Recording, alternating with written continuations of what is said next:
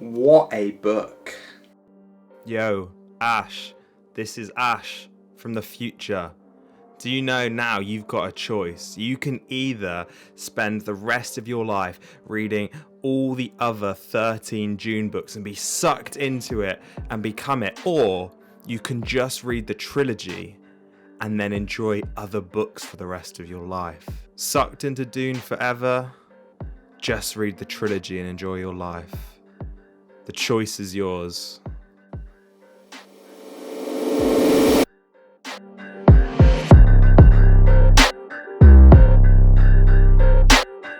What is good, YouTube? My name is Ash Porter and welcome to my channel today. And today we are looking at a trilogy of books which I can only describe as incredibly unique. This is the original Dune trilogy. As usual, this first section will be spoiler free. It'll be me talking about did I enjoy these books, kind of giving them a little bit of a spoiler free review and whether I recommend them to you or not. And then the second part of the video, I'm going to specifically dive into some of the characters in this book and their development over the three books. And so that will definitely contain spoilers. So if you haven't read them, beware. Dune is known by many to be the godfather of sci-fi books that has inspired generations of readers and writers. It is set thousands and thousands of years in the future where humanity has colonized and populated the rest of the known universe, spread out amongst thousands and thousands of planets. The human race over this time has evolved in many natural and cool ways, but also many unnatural and pretty disturbing ways as well. But the planet we care about, Dune, aka Arrakis, this is a desert planet controlled mostly by the giant sandworms. There are small human populations scattered across the planet where they have learnt to ration water to just incredible levels. But what really makes this planet special is spice. This is the substance that the whole universe is addicted to and reliant on, and without it, they would probably all die from withdrawal symptoms. And unfortunately for the rest of the universe, Arrakis, or Dune, is the only place where spice is available. In the first couple of books, we follow the main protagonist, Paul Atreides, the son of a duke, and like most main characters, he is destined for greatness. Though over the course of this trilogy, we end up following a ton of characters, all interlinked, important, and vital to the overall story, because really, there isn't one person who is the main character of these books. The actual main protagonist is the planet itself. Now, for a little bit of context, although today we're just talking about these three books, the original Dune trilogy, there's actually 14 books which are part of this series. The first 6 were written by Frank Herbert himself before he passed away, and then the other 8 were written by his son and another geezer who I don't really know. And this kind of reminds me of Tolkien, who wrote like the bulk of his main material himself, but then his son Christopher continued to expand his universe even more. So the good news is, for anyone who really gets into this series, there is a lot for you to consume. However, for me, this was actually a pretty intimidating thing when I was first researching this series, to find out it was 14 parts of this huge sci-fi series. It was pretty intimidating, especially considering I'd never really read sci-fi before. But what assured me and sort of lured me into the fact that I could read some of it is that it very clearly was stated that these books can be read in sections, that they can be split into trilogies or pairs throughout that 14 books, which you can read in their own right and enjoy it. So I was like, you know what? I don't need to commit to 14 books, but I can just commit to 3. And also, like I said 2 weeks ago in my Dune video, this book, the original, the place where it all started, this book can be read in its own right. It can be read by itself and enjoyed. You could enjoy this and be like, you know what? I don't want to read anymore. I've had enough of Dune. I enjoyed it, but that's enough. And you'd be okay. You wouldn't feel like you were missing out.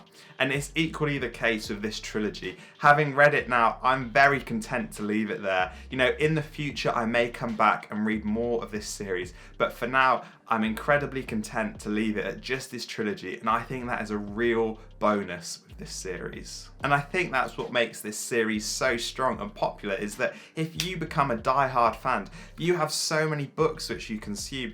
If you just want to read like the original Frank Herbert books, there's 6 books which you can read. If you just want to be like me and commit to a trilogy, you can read this trilogy in its own right. Or even if you just want to read one book, the first one, because you want to know what's going on in the film coming out later this year, you can do that and you can enjoy it in its own right. And I think that is such a strength which you don't see often with big book series.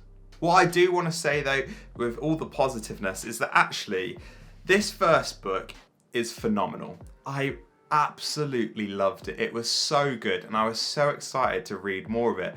But I will say, I think because that book was so good, the second two, Dune Messiah and Children of Dune, like, they were good, but they just weren't up to the same standard. Don't get me wrong, I'm really glad I read them. It expanded the story for me. It continued tracking Paul and all that was going on in Dune, and I really enjoyed that. But I definitely got to the end of Children of Dune and I was like, yeah, I've had enough here. I really enjoyed it, but I didn't want to push it any further to stop enjoying that experience. But just because I'm saying that, you might have a different experience. You might really enjoy all 3 to the same standard. But I just wanted to say, you know, it's a great trilogy, but the second and third book are definitely a bit weaker. But overall, I really enjoyed these books, and I do think they're worth your time, and I highly recommend that if you haven't read these books, go grab them and give them a read. Okay, now it's time to jump into the spoiler section. So this is your warning, and here I'm going to be talking about a lot of the character development and what I did and didn't like. Now, the overall point I want to make in this section of the video is that I'm not really sure whether this is going to be a compliment or like a criticism. I think it's a bit of both, to be honest, because I did enjoy the books, but I definitely have some queries about the characters. But the main thing is that most of the protagonists, I wouldn't say like I was like amazed by them or like I fell in love with their character and what they were doing. You know, like most other books, you there are characters that you deeply connect with and that you want to like cheer on and fight for and that you really enjoy reading. And I wouldn't say there was many characters in these books that I had that, even those characters that were meant to be the main characters of that book. So for example, let's start with Paul. You know, actually I think it would be a disservice to say that I didn't enjoy Paul as a character. He's probably my favourite character, probably my favourite character in these books. And he actually has a really good story arc, I feel like, in this trilogy, where you start off really enjoying him, this young lad stepping up into leadership. A lot goes wrong. You're admiring him. He starts getting these crazy powers. But then, over the course of the first book, that kind of gets corrupted a little bit. And I was left at the end of Dune, like, do I really like Paul anymore? It felt like the power had kind of gone to his head a little bit, and I wasn't sure about him. But then I read Dune Messiah, which kind of follows it straight up. It's not straight away, quite a bit of a time jump, but it follows it up. And I would say for me and for Paul, that's quite a redemptive book where the power definitely hasn't gone to his head anymore. In fact, it's done the opposite. It's almost, instead of corrupted him in a negative way, it's almost changed him for good. And I found that most of the time, I kind of pitied Paul. I pitied the position he was in because he didn't really want to be there. He was reluctantly in that power, and it was just incredible. Like the fact that he knew the future and he knew what was coming, and he was trapped in that, and he was almost like doomed by it. But it was an incredible story, especially in Dune Messiah, where, you know, he gets blinded and you're like, it's this crazy moment. But then from then onwards, he's seen the future so much that he knows exactly what is going to happen, what is going on around him, that people don't even think he's blind, that he has some like magical powers to see what's going on. But really, it's just he's seen so much of the future. He spent so much time in these like spiced trances and visions that he knows exactly what is going on. And I think part of me is like, that's sick, but then you also do have so much pity for him. But yeah, I think overall, I will say I did enjoy Paul as a character. However, I can't say that for a lot of the other characters. Say, for example, Alia, however you say it, she starts off as such a sick character and you're like, oh, this is going to be a great like character to be alongside Paul. She's this like kid, but really she's not a kid because she's got so much memory and she's been like alive since she was like a month old, like conscious since she was like a month-old fetus and all this kind of stuff, and she's crazy, but then she so easily gets corrupted and turns abomination and then has that weird stuff where she's basically possessed by the Baron, and that brings up a lot of questionable things happening in the book, and it's kind of just gross if I'm honest. And then you have Jessica, their mum, who just kind of ditches after the first book, just like flies off to their home planet with Gurney, starts basically probably being with him and just says screw you, and then years later, once Paul's dead or supposedly dead, she comes back to try and retake power and sort things out, and it's kind of like, Jessica, what are you playing at? Then you have Chani, which for me, I've got no beef with her except the fact that I felt like she wasn't given a lot. Her character isn't very well fleshed out. I feel like there was so much more to her that wasn't really presented because there was so much focus on Paul and Aaliyah and Jessica, which is a bit of a shame because I actually think she was a good character. Could have been better, but I guess there's always going to be characters that are left behind. However, now we've got through those, there is one redeeming character that kind of goes alongside Paul as a character I actually really enjoyed, and I'm sure he's a popular character amongst all those who love Dune, and he's going to be very popular after the film purely because he's being acted by an absolute baller, but that is Duncan Idaho. Like, realistically, his whole story across the trilogy is pretty cool. This idea that he's this incredible warrior, this servant to the Atreides family, that he even goes to his grave protecting Paul and Jessica, you know, taking out some of the best armed forces in the universe, and yet he's just killing them, and then he eventually gets overwhelmed. And that's like devastating in the first book because you're like, it feels like a wasted character. But then Herbert brings him back in some really unique ways, you know, raising him from the dead, but with that sort of grim technology. He's not really himself. He's been made into someone else. He's meant to actually be the one who ends up killing Paul, but then Paul and him manage to unlock his kind of genetic memory, which is a theme throughout these books, and he becomes Duncan Idaho again.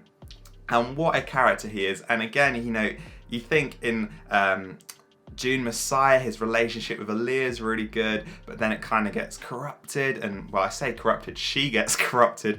It completely devastates him. He's heartbroken, but at the end of the day, he continues serving those he loves. He continues serving the best interests of those people he cares about, and again, ends up dying for their sake. And you can only admire Duncan Idaho, and actually, he's probably one of the best characters in these whole books. And then finally, we get kind of onto the last book and the protagonists of Children of Dune, the children of Paul and Chani, these remarkable kids, Leto and Gehanima. I'm really sorry if I've said that wrong, but we'll focus mainly on Leto because realistically, he's kind of the main character. This may cause controversy. I don't know what the popular opinion is about this, but I really didn't particularly rate them that much. Now, that actually may be a slight lie. Like with Paul at the start of this book, at the start of the Children of Dune, I actually really liked them. You know, it was this cool concept. They were these like literally these beings that were like thousands and thousands, millennia and millennia old, trapped in the body of like 9-year-olds. Like, it's pretty fun to think about. And they also had really cool moments, like the one that stands out to me is when they know they're going to be hunted by the like laser tigers or laser tigers, however you say it, and they ended up trapping them and killing them, and then they separate and it's all part of this golden path thing. That was actually a really cool moment. However, I think after that point is where it starts to go downhill for me. Actually, before we get onto like the golden path and what happens with Leto, there's other weird stuff that goes on. Like there's all this talk of incest and actually mating them, and just a bit weird. But also, again, kind of down the sexual route, is that like because of their memories and the fact that they have like these other generations of people basically inside of them, they like can almost become their parents again, and like they know all their like parents and grandparents and so on, like sexual experiences and all these other memories, and the fact that they can like be possessed by them. Admittedly, they don't give in like Aaliyah does, and they manage to stop from becoming abomination, but it's like a lot of pretty grim concepts. But then the real thing with Leto, this whole golden path thing, him basically becoming a god, he like somehow being like superhuman messiah person, combines his like body with like the sand trout, and they're what become the sandworms, and so he basically gets these incredible godlike superpowers where he's indestructible, he can kill anyone, he can travel, the sandworms obey him, all this kind of stuff. He gets so much power. And at first you think, oh, this is really cool, but actually, throughout the rest of the book, he just doesn't become particularly nice. And I can't really put my finger on any specific moments or why, but from that point on, I just didn't really enjoy Leto that much. But then I also, just to kind of add flavour to the pot, I like googled Leto. I was like, what does he look like, or what fan fiction does he think he looked like? And these images came up, which as far as I'm aware, these are like from what he turns into in the future after like, I think he lives like thousands and thousands of years as like a god of Dune, and it's pretty grim. He basically turns into like a human sandworm, and it's like, why would you do that to yourself? With this all accumulating, it kind of got to the point where by the end of Children of Dune, I was pretty happy it was over. Don't get me wrong, I enjoyed the journey, I enjoyed the process, I enjoyed reading through these 3 books, but I was perfectly content to leave these characters in this universe behind. Now, some people may say that that's like something to criticize these books about, or some people may say that that's actually something to praise them, and I think it's a bit of both, that actually they didn't fully hook me in the way I really wanted them to and other series have, yet I still enjoyed it enough to say, read this trilogy because I think it will be worth your time. And you know, this is okay, it doesn't mean that the books are bad, it's just my view on it and my perspective. You know, some people may view that as a bad thing, some people may view that as a good thing. I see it as a bit of both. You know, overall, I really did enjoy these books. I enjoyed reading them. I think what was hard was that I thought the first book was so good that really the rest of them couldn't quite live up to it. And so maybe that's why I didn't enjoy them as much. But, you know, these are great books. And there you go. That has been the original Dune trilogy. These books are really quality. They are worth your time. And I really recommend them. But anyway, I have been Ash Porter. Thank you so much for watching, and I'll see you next time.